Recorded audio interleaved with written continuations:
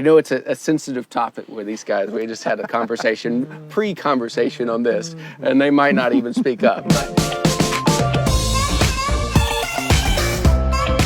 Hi, Hunter Crone with the Lakefront Group. Welcome to Dock Talk. Well, let me say Malibu Boat Talk today because we are out on Lake Dunlap.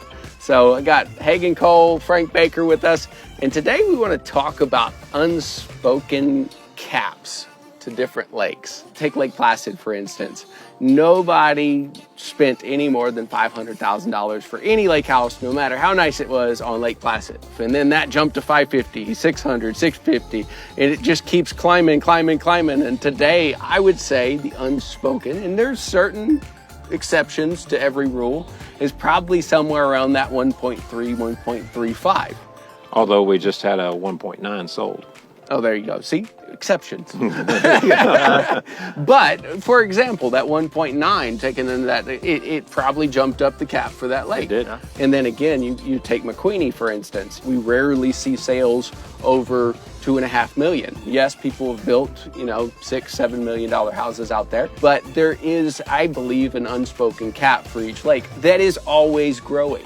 I lived on McQueenie. And we wanted to be on Dunlap because it's 10, 15 minutes closer to town, and everything we do is in the city of New Braunfels. So, we were willing to pay a little extra to get to this lake.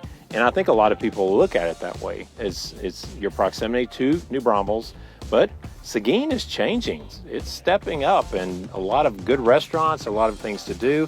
It's becoming more and more expensive in Seguin. So I think you're going to see a quick change in the lakes in that direction. Meadow, Lake Seguin, and Lake Placid are going to start creeping up a little faster percentage-wise. Yeah, still some of the more affordable real estate for the reasons Frank just mentioned. And it really just comes down to what they value most. Like we always say, it's a lake house, not a house on a lake. Are they more enamored with the idea of having a really fancy house on a small lot, or would they rather have an older house on a great piece of property? It might be a $700,000 lot, but it's just a little 1,200 square foot bungalow, and that might be $1 million property. So, and you hit the nail on the head. Is you get that, they can get the best of both worlds, the right lot and the right location with the right house and the right waterfront improvements for that 1.3 on Placid. Yeah. Then that exact same house on McQueenie is going to be 2 to 2.3 potentially. It's that's where we kind of see those caps. When I built my house on Lake Dunlap, I've said in the previous Dock Talk, is I overspent for the lake at the time that I built. But I knew I wasn't selling it. I wasn't planning on putting a for sale sign in my yard and potentially losing hundreds of thousands of dollars. And now I can get several times what I have into my property because I've been there for 11 years. So it's really cool to kind of see these caps, but know that they're growing. So we take Placid, 1.3, 1.5, occasional exception to those rules. And then you jump up to McQueenie, the mid twos. I think once the lake gets, the dam gets done, I think that's going to quickly jump to probably the mid threes. But then you jump up to like a Lake LBJ. There's $4, $5, $6 million sales all day long on that lake. But try to get over $10 million. Somebody wants to spend more than that.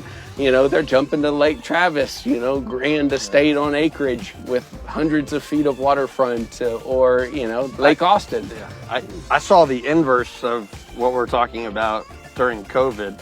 I probably had a greater number of buyers coming out of the Austin area because they had that $1 million cap, and they could no longer get that on LBJ. So now they're looking at it as, okay, I've got my $1 million cap. Where can I go?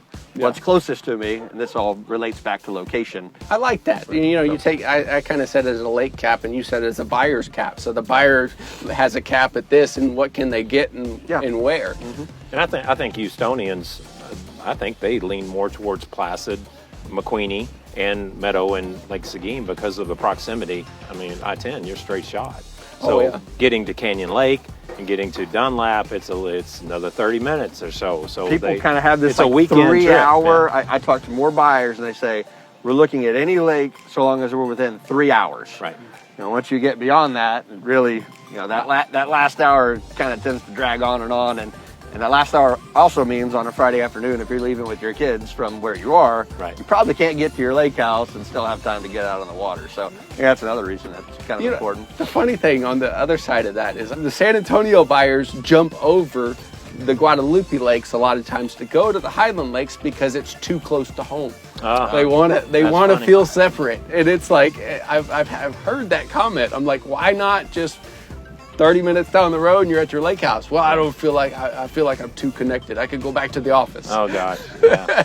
The best lake is defined by you and you alone. Exactly. You know, my opinions are my opinions, but you know what you are looking for in a lake is probably different than what I'm looking for in a lake. So Yeah, if you're a buyer, call us. We're happy to talk to you about what you're looking for and sort of fit you into what might be best for you and your lifestyle. Reach out to the Lakefront group and we'll find the perfect lake for you.